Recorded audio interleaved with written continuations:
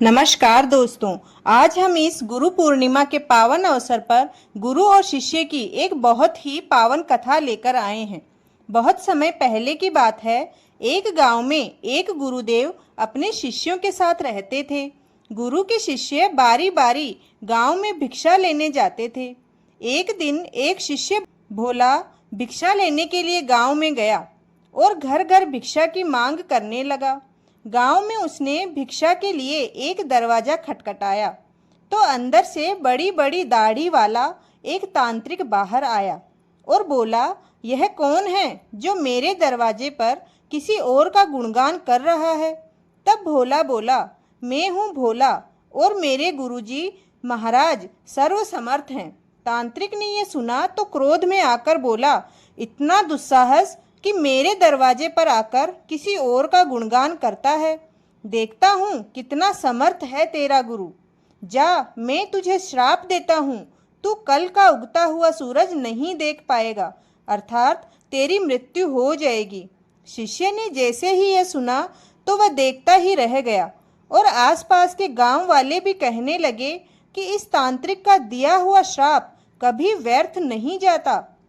शिष्य बेचारा उदास होकर वापस आश्रम की ओर लौट चला। रास्ते भर वह सोचता रहा कि आज मेरा अंतिम दिन है, मेरा अंत होने वाला है। वह जैसे ही आश्रम में पहुंचा तो गुरुजी महाराज हंसते हुए बोले, ले आए भिक्षा। तब भोला बोला, गुरुदेव भिक्षा में अपनी मौत ले आया हूँ। और उसने सारी घटना अपने गुरु को सुना दी और एक कोने में चुपचाप उदास बैठ गया। गुरुदेव ने बोला, आओ भोला, भोजन कर लो। भोला बोला, गुरुदेव यहाँ मेरे प्राण सूख रहे हैं और आप भोजन करने की बात कर रहे हैं। तब गुरुदेव बोले, अरे भोला, अभी तो पूरी रात बाकी है, अभी से चिंता क्यों कर रहे हो। चलो ठीक है, जैसे तुम्हारी इच्छा। ऐसा कहकर गुरुदेव भोजन करने चले गए। फिर सोने का समय हुआ तो गुरुदेव भोला को बुलाकर बोले, भोला हमारे चरण दबा दो। भोला बेचारा मायूस होकर बोला, जी गुरुदेव, मेरे जीवन में कुछ ही पल शेष बचे हैं, मैं उन्हें आपके चरणों की सेवा करके बिताना चाहता हूँ। फिर वह गुरु के चरण दबाने बैठ गया। गुरुदेव बोले, भोला चाहे जो भी हो, चरण छोड़कर मत जाना। भोला बोला, गुरुदेव कहीं नहीं जाऊंगा। गुरुदेव ने अपने शब्दों को 3 बार दोहराया, भोला चरण छोड़कर कहीं भी मत जाना। ऐसा कहकर गुरुदेव सो गए। भोला पूरी श्रद्धा भाव से चरण दबाने लगा। रात्रि का पहला प्रहर बीता। तांत्रिक ने अपना श्राप पूरा करने के लिए एक देवी को हाथ में सोने चांदी हीरे मोती से भरा एक घड़ा लेकर भेजा। दरवाजे पर वह देवी प्रकट हुई और बोली, इधर आओ, यह सोने चांदी हीरे मोती से भरा पात्र ले लो। तो भोला बोला, मुझे लेने में कोई परेशानी नहीं है, लेकिन क्षमा करें, मैं नहीं ले सकता। अगर आपको देना है तो यहाँ आकर दे दीजिए। यह सुनकर वह देवी कहने लगी, नहीं नहीं, तुम्हें यह पात्र यहाँ आकर ही लेना होगा। देखो कितना सोना चांदी है। भोला बोला, नहीं, अगर देना है तो यहाँ आ जाइए। तांत्रिक का पहला पासा असफल रहा। तांत्रिक ने दूसरा पासा फेंका। रात्रि का दूसरा प्रहर था।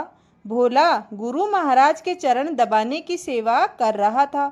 तांत्रिक ने इस बार भोला की माँ का रूप बनाकर भेजा।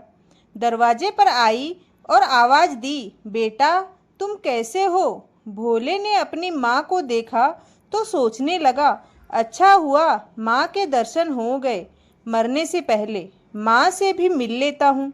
वह औरत जो माँ का रूप धारण कर आई थी बोली, बेटा आओ मेरे गले से लग जाओ, बहुत दिन हो गए तुमसे मिले हुए। तब भोला बोला, माँ क्षमा करना, लेकिन मैं वहाँ नहीं आ सकता क्योंकि अभी गुरु के चरणों की सेवा कर रहा हूँ। मुझे भी आपके गले लगना है, इसलिए आप यहीं आ जाइए। फिर वह औरत वहाँ से चली गई। इस प्रकार रात्रि का तीसरा प्रहर भी बीत गया था और इस बार तांत्रिक ने यमराज के किसी दूत का रूप, भयंकर रूप धारण किया और उसके दरवाजे पर आकर बोला, मैं तेरी मृत्यु हूँ, तेरी मृत्यु आई है। भोला चिल्लाते हुए बोला, काल हो या महाकाल, मैं नहीं आने वाला। अगर तेरी मृत्यु आई है, आकर मुझे यहीं से ले जाओ, लेकिन मैं गुरु के चरण नहीं छोड़ूंगा। बस फिर क्या था, वह राक्षस भी वहां से चला गया। सुबह हुई, सूर्य उदय हुआ। गुरुदेव सोकर उठे और भोले को देखा तो कहने लगे, भोला सुबह हो गई। भोला बोला, गुरुदेव सुबह तो हो गई। तब गुरुदेव ने कहा, अरे तुम्हारी तो मृत्यु होने वाली थी, तुमने ही तो कहा था तांत्रिक का श्राप कभी व्यर्थ नहीं जाता, लेकिन तुम तो जीवित हो।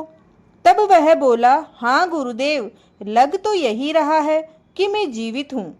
फिर उसे सारी रात्रि वाली घटना समझ में आ गई कि गुरुदेव ने क्यों कहा था कि जो भी हो चरण छोड़कर मत जाना।